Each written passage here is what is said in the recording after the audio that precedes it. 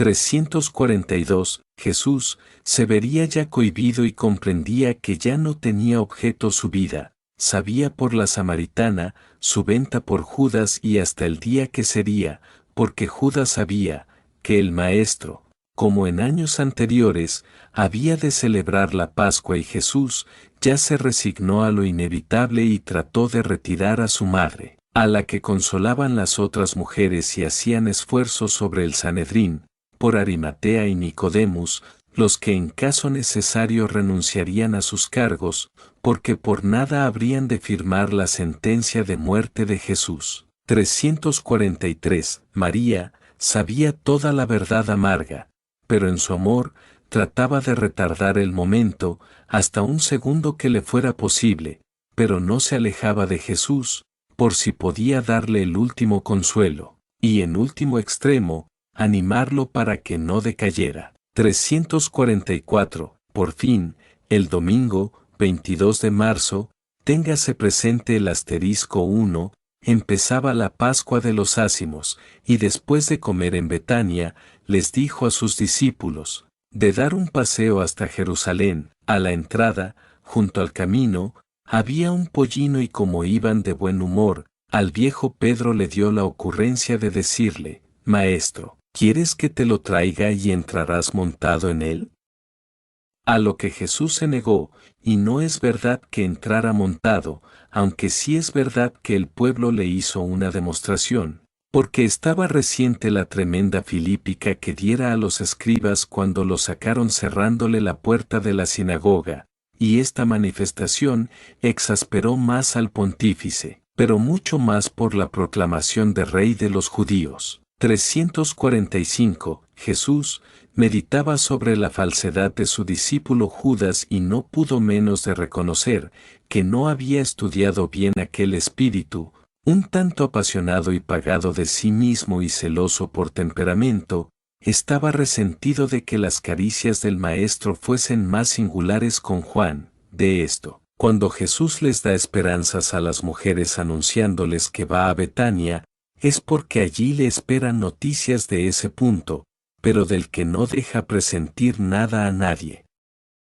Ya, todo preparado, se ha dispuesto su entrada triunfal en Jerusalén, por lo cual, es cierto que hicieron arcos de palmas y olivo y otras plantas. Es el 22 de marzo y después de comer en Betania, anuncia que va a Jerusalén.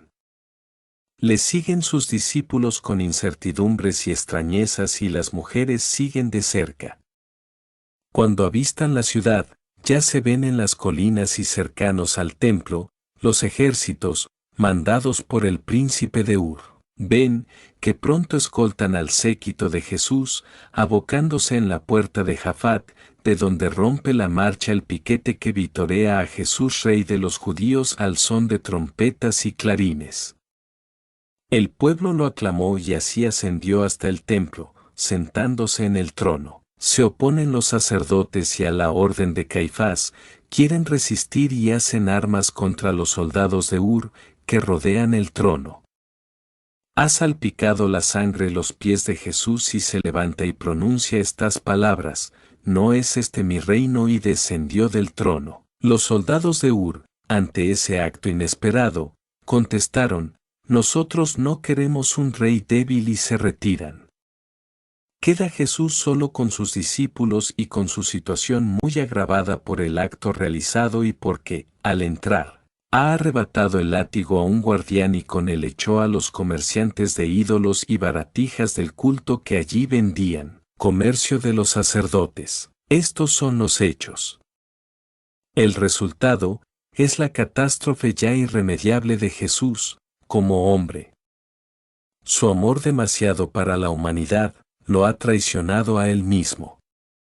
El odio sacerdotal subirá de grado y la humanidad, representada en aquel pueblo que lo aclamó, sufrirá las iras religiosas por 2000 años. Deduzcamos de esto como lógica consecuencia, que para que reine el amor, primero ha de reinar la justicia. Sigamos con el número 342. Llegó a acusarse Jesús en sí mismo y trató de atraerse a Judas, haciéndole comprender que la virtud y la sabiduría consiste en vencerse a sí mismo.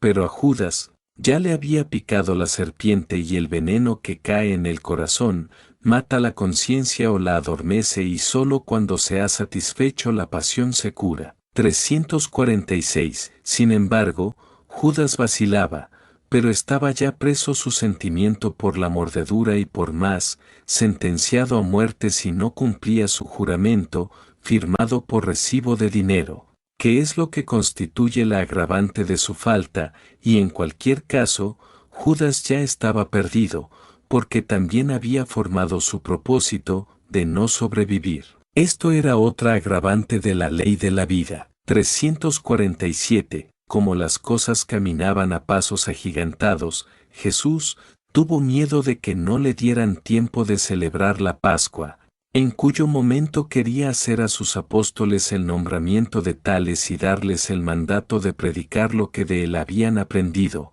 y adelantándolo, quizás frustrara a los sacerdotes y se convenciera Judas de su falta y no la cometiera. 348. En este pensamiento, mandó decir a Simón, en el monte de las Olivas, que le preparara la cena, porque el jueves quería celebrar la Pascua y se trasladó allí, lo que sorprendió a las mujeres. María corrió y se encerró procurando oír cuánto pasaba y de todo se enteró sin ser vista, pero antes de salir del cenáculo, la vio Jaime su hijo, al que le dijo, «Hijo mío, cualquier cosa que ocurra, aquí te espero». Pobre madre. 349. Lo que pasó en la cena es sencillamente que Jesús tomó el pan y lo partió, puso vino en los vasos y les dijo, «Cuando yo faltare, haced esto en memoria mía y pensad, que el pan y el vino es mi cuerpo y mi sangre, y yo estaré entre vosotros», palabras tan mal interpretadas por Juan y peor entendidas después, para consagrarlas en el más irracional misterio dogmático. Ejemplo os he dado, y no solo con las palabras, sino con el ejemplo me habéis de representar, y cuando dos o más os reuniréis en mi nombre, yo estaré entre vosotros, id en mi representación y predicar la justicia, la libertad y el amor, sino con mis mismas palabras con el espíritu de ellas, y cuando las habréis olvidado, yo volveré a repetirlas, recordad en todo momento las promesas que hice para luego, cuando he dicho, yo vengo en nombre de mi Padre y no me recibís, mas otro vendrá y a aquel sí lo recibiréis, pero en aquel día, serán pesadas todas las cosas y el Espíritu de verdad confirmará mis palabras, no todos los que me oís, están limpios de corazón, pero yo resucitaré al tercer día de mi muerte y serán confundidas las tinieblas, pero como yo perdono, perdonad. Bendijo el pan y lo dio. 350. Tenía a su izquierda a Juan y a la derecha el más joven de sus hermanos y apóstoles, y Pedro, intrigado por aquello de que no todos los que le oían eran limpios de corazón, incitaba a Juan para que le preguntase quién era el sucio y traidor y las miradas de Pedro delataron a Judas, el que, desazonado mientras organizaron una gira por el monte, que a la puesta del sol se mostraba en toda su belleza, Judas desapareció. Al notarlo Jesús, comprendió que su hora era llegada y trató de retirarse para evitar el primer ímpetu del encuentro y para entregar en la cábala lo que ya no le serviría y no debía caer en manos enemigas. 351. Jesús lloraba, con sudor y congoja. Jaime estaba preocupado y le decía a Juan su primo, «Presiento malas cosas, porque mi madre me ha dicho al salir, cualquier cosa que ocurra, aquí te espero». Y en esta relación se oyen pasos y golpes de lanzas y allí estaba la guardia del Sanedrín con Judas Iscariote, el que se acercó a Jesús que venía al encuentro y le dijo el saludo acostumbrado, dándole el beso, que era la señal convenida y Jesús fue maniatado. 352. Pedro quiso hacerse fuerte, pero la resistencia habría sido inútil. Jaime, loco de dolor, corrió hacia la casa de Simón, donde esperaba su madre y ya, María, todo lo comprendió y cayó en terrible sopor, llegando luego las otras mujeres y Arimatea, para que Simón los retuviera, a Jaime y a su madre. Él se fue a casa del Poncio y llegó Nicodemo, que hicieron renuncia de jueces del Sanedrín, creyendo que ya no habría tiempo de nombrar otros y por lo tanto, no se podría juzgar a Jesús y habría tiempo para obrar.